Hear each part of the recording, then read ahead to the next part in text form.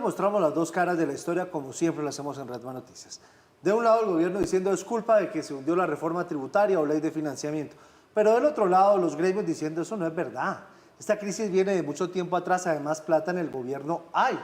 Miren nomás el Ministerio de la Igualdad. ¿Cuántos billones no tiene ahí que no ha ejecutado? O sea, ¿de dónde echar mano? Hay.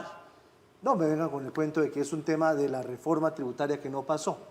¿Cómo lo ve usted? Pues es que parecería que es un sector más que se suma a ese famoso chu que ha venido haciendo carrera en el gobierno, ¿no? Entonces, porque no hay plata para el ICETEX. El tema de la salud va como en un retroceso tremendo, no hay medicamento, la gente está padeciendo las consecuencias de que las cosas dejaron de funcionar bien. Y ahora el tema vivienda. Si ustedes se dan cuenta, tres aspectos que son fundamentales para la vida de la gente no están funcionando bien. Y ojo, porque esto está empezando a pasar a puertas de pleno año preelectoral, ¿no? Sí, y además mire, es que la cosa es como decían la tormenta perfecta. La paz total colapsó, el mismo gobierno lo reconoce. Las fuerzas militares dicen que no tienen plata para la gasolina, los helicópteros y demás porque no pasó la tributaria. Que el ICETEX, que porque no pasó la tributaria. Que la vivienda, que porque no pasó la tributaria. Y escándalo de corrupción con el tema de la unidad de gestión del riesgo, donde se roban plata para pagarle a los políticos. Bastante complicado el panorama, pero ese subsidio era muy importante para la gente. Claro, mire lo que decía la doctora Forero, 7.000 familias se quedarían sin la posibilidad de acceder a una casa si por cuenta de esta decisión que se anuncia hoy en esta circular.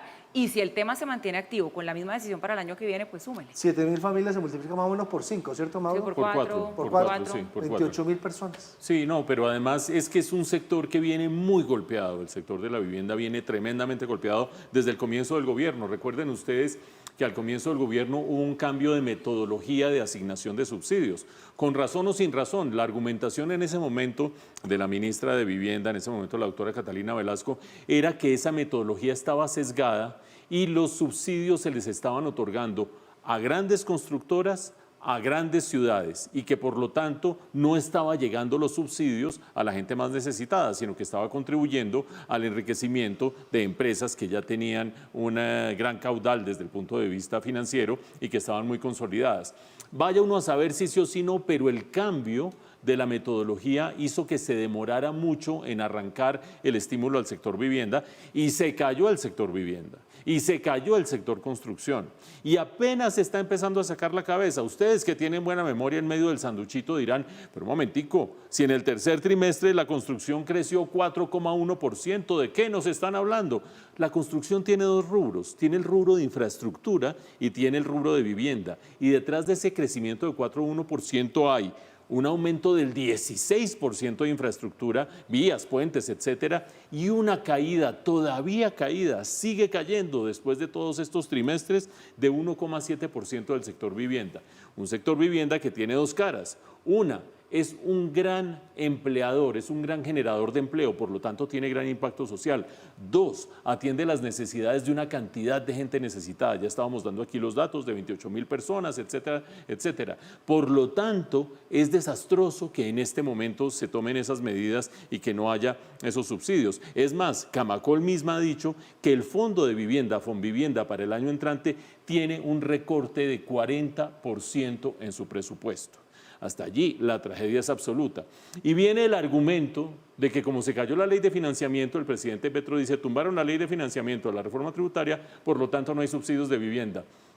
Esto es época navideña.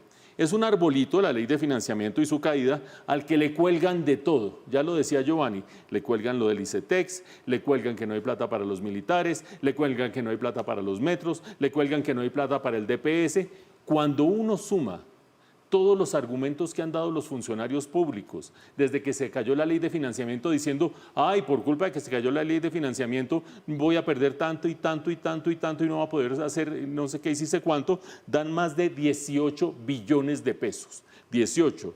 Guarden eso en la memoria. ¿De cuánto era la ley de financiamiento? De 9,8 billones de pesos. Entonces, por la pérdida de 9,8 billones de pesos se están excusando de ejecutar casi 20 billones de pesos. No, que agarremos la calculadora o el ábaco a ver si no nos meten más cuento con el tema de que la ley de financiamiento es la culpable de todos los males de este gobierno. No, y yo voy más allá, ¿cómo le parece? Porque es que además María Camila Castro de Redman Noticias preparó un informe de la ejecución Sí, señor. en el gobierno.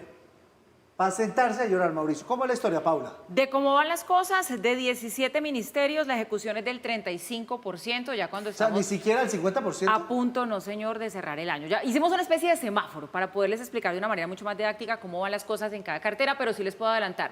Las ejecuciones más bajitas, usted ya lo adelantaba, Giovanni también, están en el Ministerio de la Igualdad, pero ojo, justamente también en el Ministerio de Vivienda.